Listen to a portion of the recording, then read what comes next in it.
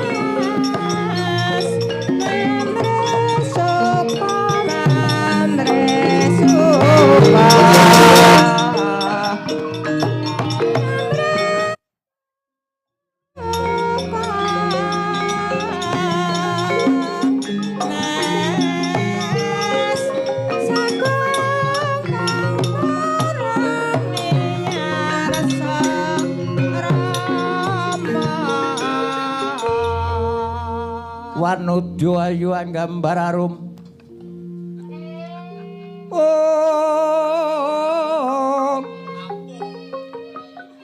gambar arum kang kusuma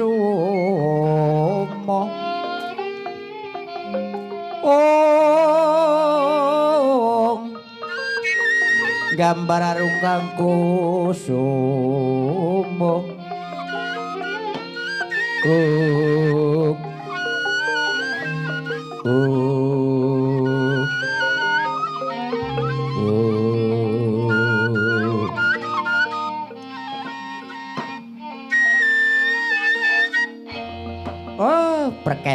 Perkencong Warudoyong titegara wong. Waelah dalah. Jebul ana wanita ayu ya Wati. Kula wonten dawuh. Ana wanita ayu nggih waja mindir-mindir temenanan. Wonten rada apa penyarian? Lah menika Wanudya menika saking pundi? Asal usulipun. Iki mengkene. Naga Gombang kuwi le nangis kuwi dudu banyu. Inggih, nanging mustika. Tiba nang bumi, bumine amblong nganti sapitu. Kocapo Pertiwi anjleh kepati. Dicandak diwadahi cupu manik Astagina. Inggih. Banjur disawatake karo Pertiwi. Ya iki kedadian kaya ngene. Pecahing cupu manik dadi wanita ayu. Wo, ya Madiwati piye? Lajeng wanita menika bayinipun Kang Mas Naga mangkono. Ya wis masa borong. Bakal tak paringi jeneng Dewi Iluhwati. Asal usule saka Iluh. Iya. Kengangka loro Dewi Tresnawati. Oh inggih. Lah Tresnawati tresnane nyawane Naga Gombang arep tak pateni. Ya iki kedadane kaya ngene. Inggih. Sing angka 3 tak paringi jeneng Bathari Sri. Bathari Sri. Iya, inggih. Mengko supaya dadi jangkeping widodari saketipun Jul siji. Inggih, dipun beto kundur kayangan ya mengkono. Naga Gombang wonten dawuh Ki ayuh kundur ana kayangan. Mengko kanggo pelaporan nek Adi Permesti kuwi kagungan putu. Inggih namung menika Tresnawati dipun beto kundur iki mawon. Kang putra Naga Gombang menika kadosipun mboyan nderek. Welah, kok ngeyel meneh. Yoh, dewa ki ora kurang akal. Dewi Tresnawati kula wonten dawuh yang pukulun. Bathari Sri wonten dawuh pukulun. Ya mengko nderek ana kayangan, nderek ngersanipun pukulun won rada. Ya. Lah kae Naga Gombang wis arep kundur putrane kae ndereke. Inggih, Mbok, dipun bedoke mawon Naga Gombang wonten mriki. Mboten badhe nderek weh. Ya Madiwati, Brahma Wisnu Mahadewa Sambu. Kula. Dewa kok kanakal. ora kurang akal. Saiki do tata-tata negor pring. Nggih damel napa wae gebog. Terus le negor kuwi jeme sing ganep. Inggih. Mengko le mecaki ya sing ganep sing tiba 12 pecak. Hitungane tikus wiyu kadal ula sing tiba ula wae. Nggih wis tak gawe nek gedhepke kocapuk. Para dewa yen duwe niat dadi tanpa digarap. Tan sabare para kadang dewa gebog dadi naga gombang diwadahi gebog. Digawa munggah ana kayangan. Yo Tresnawati dipun gendong kalian Sang Hyang Bathara Ndara. Ayo Prabu, gebog iki digotong digawa munggah ana kayangan. Monggo kula dherekaken.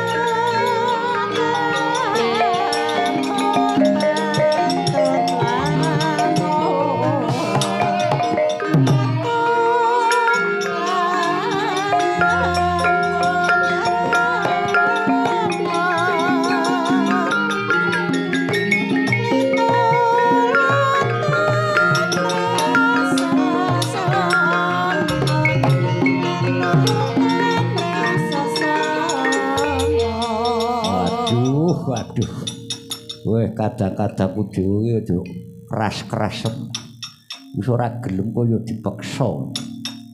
Ora grundal-grundel naga gombang wis nang sajroning gebog. Waduh, mongko geboge iki wis ora merojol barat bablas peteng dedet lelimengan. Banjur iki kepiye aku? Mengko nek aku ditakoni karo Rama Pukulung Bathara Guru naga gombang kok digotong. Apa lumpuh mboten? Apa mriyang mboten? Wah, wis dadi apa ya? Lah kok digotong. Ning naga gombang kuwi ya ora kalah kasektene karo adik-adikku dewa. Nek njajal kasektene naga gombang ayo.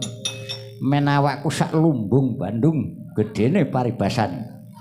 Ning saiki tak pepese awakku supaya cilik.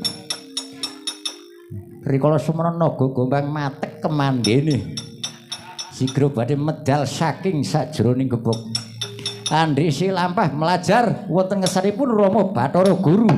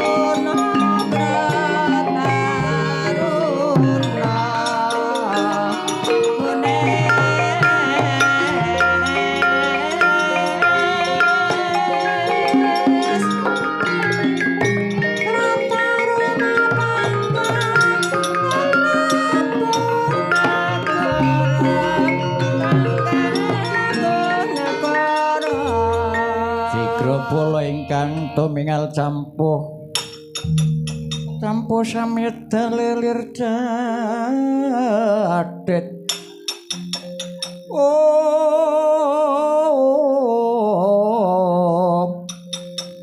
lir dadet kawe leding gondo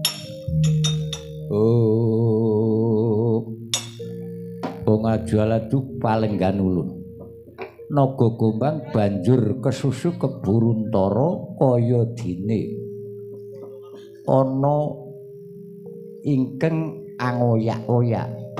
Lah kok banjur dhewean naga gombang. Kita iki duk rikala semana utusan karo Kakang Rodolan kadang-kadang dewa. Lah kok banjur dhewe naga gombang ngadhep amari keluwana ngersane Rama Pikulun. Duh Rama angaturaken sedaya kelepatanipun ingkang putra. Dene ngendikanipun Rama Pikulun leres.